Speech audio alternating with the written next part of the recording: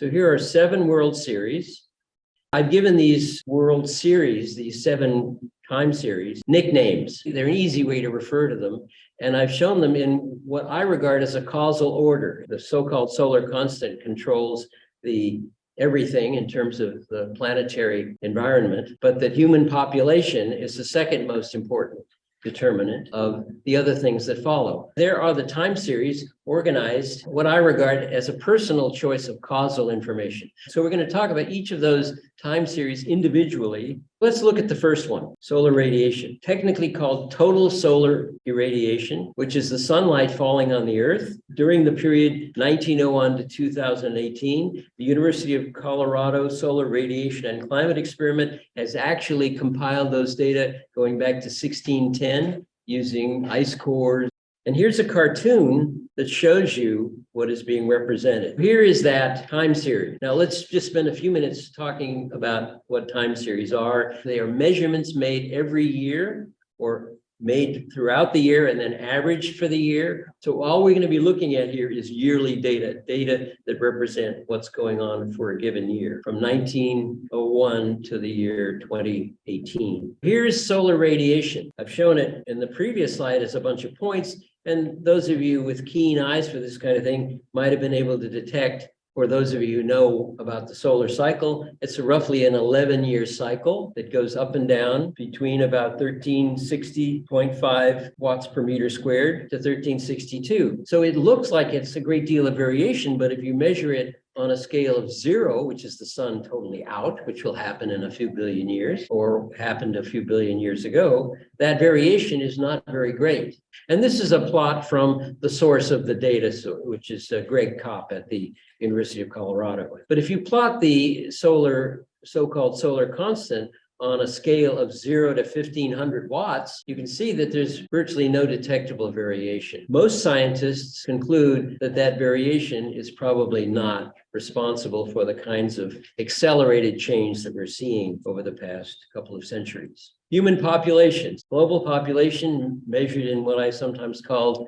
a gigapop, 10 to the 9th humans, a billion humans. I've actually took data from the United Nations Population Division going back to the year 1000. Obviously, there were no global censuses in the year 1000. And indeed, there are no global censuses today. So what I've done is I've truncated the data from 1901 to 2018. And here's the 1900 to the roughly 2018, or exactly 2018. Here's a plot of human population. Now, what I've shown here, and we're going to get into the details of this next week, what I've shown in this orange line, I call it my data insight line, is a polynomial, a second degree polynomial that fits the data with an R squared of 0.998. Let's assume that humans are the source, or the fundamental source of carbon dioxide emissions from fossil fuels. There are other sources of carbon dioxide emissions, forest fires, decaying vegetation, and so forth. But these are the recorded emissions from the Global Climate Project of CO2 in gigatons of carbon dioxide per year. And again, the data I'm showing are always from 1901 to 2018, but the record that the Global Climate Project has collected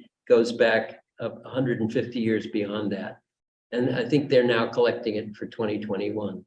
And here's a cartoon that says that on the Earth, we're getting about per year, currently roughly 38 gigatons of carbon dioxide being emitted from fossil fuels every year. And there is a plot. And again, the first thing one looks at when everyone looks at a plot is what are the units? Not only what are the units, but what is the y-axis? What is the so-called measurement axis? And we're seeing it on a scale of from 0 to 50. When I talk about acceleration, we have a curve that is not only increasing, but appears to be increasing at an increasing rate. And if I try to fit that with a parabola, the second degree polynomial, or what's sometimes called a quadratic, I get an R squared of almost perfect. In other words, the data is just about 1% of all the variation you see there. The important variation is in the orange line itself. Next, again, I'm not worried about your understanding this, but what those trying to show here is that we have a line here, a straight line here, and then another straight line here, and another straight line here, and another straight line here. So that at 3 times in human history, there have been significant changes in the carbon dioxide emissions. Those fossil fuel emissions, most of them are going into the atmosphere. And so our 4th World Series is looking at carbon dioxide in the atmosphere, atmospheric CO2, measured in parts per million, CO2 parts per million. The record goes back to 1832. If you think about a million molecules of air, a big pink cube there, 400 of those molecules, roughly, are carbon dioxide. And here's a plot of the data. And the data occupy a relatively small percentage of that plot, but you can see that the data range from about 300 to 400, or a little above 400 in that time. The plot or the curve would suggest there is a parabola that fits the data about 99%, and considerably better than a straight line would. You know, that curve fits the data quite well, with a certain degree of variation back in the 20s and 30s. So that data is accelerating. Global temperature. These are from land temperature stations. Celsius degrees from, again, 1901 to 2018. The data goes back to another about 20 years before that. And this is from the Goddard Institute for Space Studies in New York. On the right there are the extremes for the Earth, roughly minus 100 degrees Celsius, if you look in the center graph. And at the top, the extreme, the Earth goes up to about 100 degrees Celsius. And that's the range within which liquid water can form. The next slide we're going to look at is temperature. And you'll notice that some of these plots, some of these data plots are considerably more scattered than others. Population was very smooth. CO2 was pretty smooth. There's a lot of inertia to those 2 measurements. This measurement, temperature, anomaly degrees Celsius, and I'll tell you what anomaly means in a minute. This data set has considerably more variation from year to year, and showing it as a set of lines rather than points would make that variation even more visible. If we fit a parabola to it, we have an R squared. About 88% of the variation there is accounted for by that curve, and the rest of it is just scatter around that curve. So it also is showing acceleration.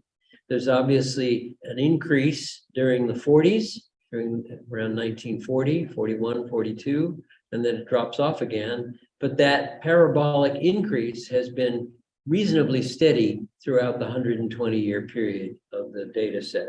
And there's temperature shown as a straight line. And I show you that just so that we can emphasize the fact that the 0 here, over here on the right, is actually the averages from, I think, 1950 to 1980 or something like that. So what they've done is they've taken world temperature values and averaged them over the period from 1875 to 2020, and then use that period from 1950 to 1980 as the baseline. So that's why it's called anomaly degrees Celsius rather than absolute degrees Celsius. Earth's temperature from 1960, we have considerably higher rate of increase during that period, and perhaps linear, perhaps parabolic. That's open to speculation. Precipitation. Millimeters per year, the amount of rain falling on the Earth, on the Earth's land. Again, the data goes back not just 1 year beyond where we are and comes up 2 years after my measurements. And one of the sources of that data is a British university, their climatic research unit. Simple cartoon, 800 millimeters of precipitation, typical for a year. So I remember I mentioned on the last slide, there was a lot of variation to temperature. Well, precipitation has even greater variation from year to year. And you can see it ranges from, during the period, roughly 790 millimeters per year in a particularly dry year to about 870 millimeters per year. So that's a range of about 100 millimeters. Considerable variation from year to year in that data set. In fact, the data set with the most variation of anything, of any of the data sets.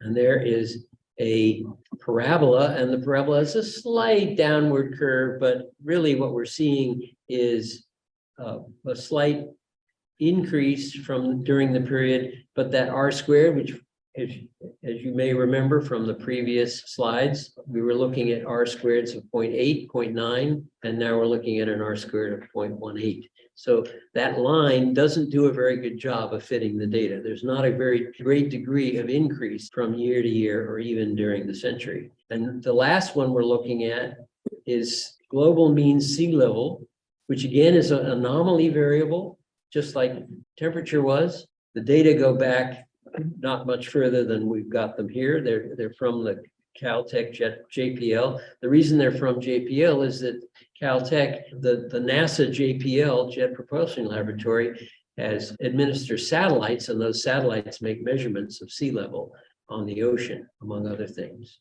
And here's my cartoon. So we're looking at anomaly millimeters of sea level. We're looking at the Earth. If you think about the Earth is covered with a global ocean, those of you who spend time at the beach know that the level of the tides cause considerable variation from hour to hour in the sea level, in the height of the water on the beach, and so forth. And it's a very, very difficult thing to measure. And yet, in spite of that, there is a pretty good time series going back to 1900. So again, there's an anomaly period. It looks like maybe the anomaly period, the zero line here is maybe around 2010. So they've taken variations around 2010. And it looks as though, and if we draw a line, if we draw a box through those lines over the period from about minus 170 millimeters to today, around 50 millimeters, that's to about 220 millimeters change. We've got about 2 centimeters of sea level rise in that period. If we look at a parabola, I mean, not as strong a degree of acceleration as we've seen before, but there's certainly a positive increase. That r squared is 0.96. Whether it's accelerating or not, it's clearly, it looks as though, let's see if I can draw a nice line through that. It looks like there is a fair amount of acceleration from about 1960, less so, say, from 1900 to 1950. It's doing a kind of a loop to loop. So it is an integrated time series in the sense that it all uses standard global international units. 5 of those measurements are used in the 7 World Series. A few years ago, I said to myself, well, I was looking at the Wikipedia article on International System of Units, SI, and I thought, well, don't they relate to one another? Can't you relate them in some way? So I created this graphic and I posted it on Wikipedia. Well, that graphic has been on Wikipedia for about 3 years. So each one of those variables that we looked at before, particularly seconds and meters and kilograms, the first 3, can all be related using this flowchart. That brings me to the end of what I wanted to talk about today. Welcome to day 2 of the Great Acceleration. Today we're going to get a little more technical and talk about the notion of acceleration in general. So I want you to take your piece of paper and pretty much draw what I've drawn there. I guess it's 4 lines. Imagine you're on a highway. And the highway is heading east. On the left of you, or on the top, is the double line, and on the right is the single line. So you're not supposed to leave the highway. So it's a 4-lane highway, but you're looking at 2 lanes of it. And imagine that you are at point A. So you've been driving along at point A, and you need to change lanes to point B. So imagine you're traveling at maybe 100 kilometers an hour, which is roughly 60 miles an hour, to the east. So those arrows represent your speed, and you're not going to change your speed to the east when you get to B, but you do need to change lanes. One thing you could do would be something like this. You could move to this lane, and then you could move to this lane. But of course, you wouldn't probably want to do that because you're already traveling to the east. Or you could do something like this. turn the wheel to the left, and go over to point B. And you may have some other, obviously you could go straight ahead and then go to the north. And so all of those routes require abrupt, instantaneous changes of direction. Well, on the next slide, I'm going to give you probably the optimum way to make your transition. And I'm making a map here. So I'm going to assume you don't have to draw all this, that you've got about 100 meters to make the change, and you've got to move 3 meters to the north. So I've given you a scale bar there. And here is probably the optimal way of making that lane change. You head forward, you turn the wheel again, and you end up at B. And there's no surprises there. So this is the optimal way to make your lane change, and it's what you would do. It's pretty much exactly what you would do if you were making this maneuver. Now I'm going to throw in a little calculus here. If you think about, and basically we can ignore this X dimension because we're in a so-called inertial reference frame. So we really can think about that plot as being a plot in time rather than a plot in XY space. For X, we can substitute the letter T, time. So let's just leave time there. So we're moving in X, we're moving in time and Y space. If we go to the next slide, basically we're looking at a plot of position versus time. And first derivative of that is velocity, which is your speed in the north direction. And the second derivative of that curve, that Y curve, is acceleration. And if that second derivative is different from zero, you, or the particle, are accelerating. This curve is a very interesting one. It's actually called a logistics curve. And here it is plotted in that first cell, or the first window of that plot. So what you do is you're heading in the east direction, and then you turn the wheel, and then you're heading in the northeast direction towards your target, and then you're heading in the eastern direction again. And if we go down to the cell on the bottom, or the frame on the bottom, what happens is that your velocity is at a maximum in the middle of that maneuver. Your velocity in the Y direction. Remember, your velocity in the X direction stays the same. It's 100 kilometers an hour. So what happens is that in the middle of that plot, I'll draw a line here to kind of illustrate that. In the middle of this plot, going from zero, I'm using zero in the middle. So that's our point of maximum velocity. And our acceleration is a nice curve. Our acceleration in the Y direction first is a maximum, and then it goes to zero, and then it goes into a negative, which is kind of surprising when you look at it. But you remember that in order to get over to that lane, you have to move towards the lane and then stop moving towards the lane, that second lane, and pulling back, you have to decelerate, and then you get to your target. I can show the third derivative just for grins, just to show you what nice work I did. So this curve on the upper left, which is called a logistics curve, it's also called a sigmoid curve. It's also called a cumulative normal curve. It's also called an error function. Think. This curve gives rise to a whole host of nice, pretty patterns, which are interesting, an interesting way to understand growth or growth models. There are all of our 7 World Series just thrown up as what I call a rescaled ensemble. So we're looking at each one of them from minimum to maximum. And what we're going to try to do is to revisit those 7 World Series with a clearer understanding of what we mean by acceleration.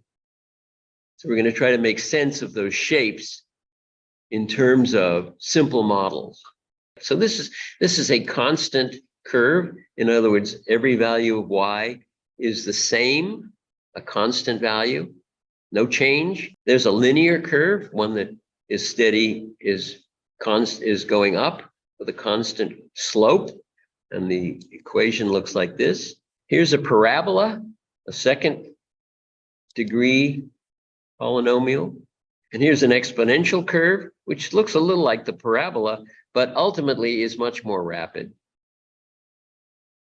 And here's the equation of an exponential curve, very simple. B times e to the b1 times t, and b1 is the rate of increase in this particular case. And we all know what exponential curves are. I mean, we've heard the term. It's essentially a curve whose position and whose velocity and whose acceleration all look the same. And here's our logistic curve, the most complicated curve that we've seen so far. It's got the initial value here, and it's got the rate of growth here, and then the ultimate value is B2. Here's one I spent some time on because I want you to think about this later on in the class today. I want you to think about the idea of systems growing and then collapsing, growing at a certain rate, and then suddenly at a much faster rate of deceleration, decreasing in magnitude or in size. So you can think not only in terms of y as a position, but y as any magnitude, the size of the human population or the amount of CO2 in the atmosphere. And there's a curve that represents that.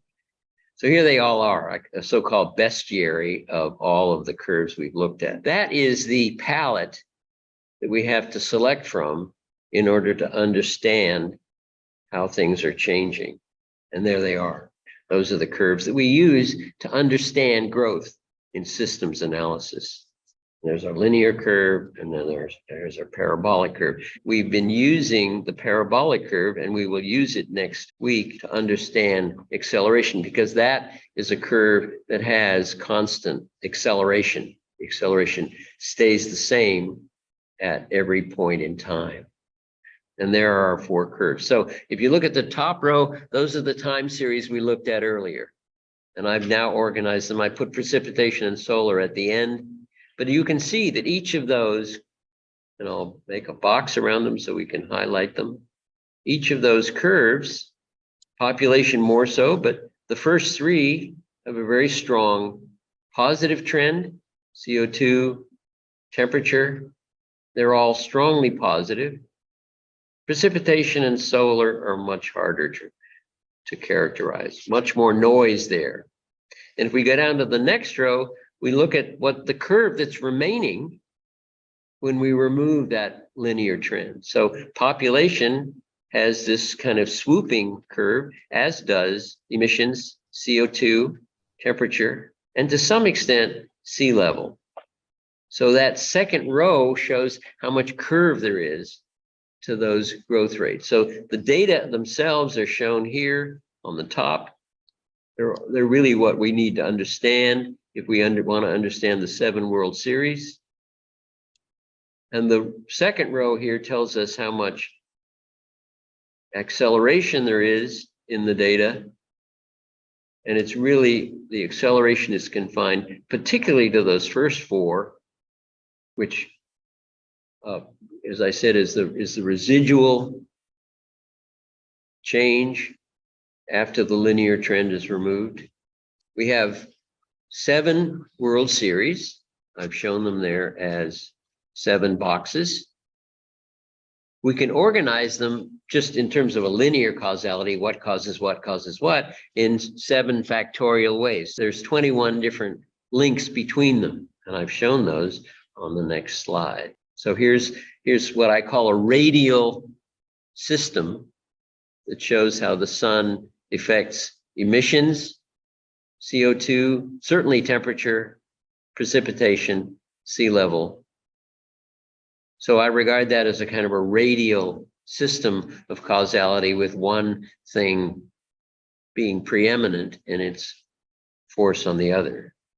But here's another way of looking at causality, a kind of a chain from population to emissions, to CO2, to temperature, to precipitation, to sea level. So that's one way of ordering them.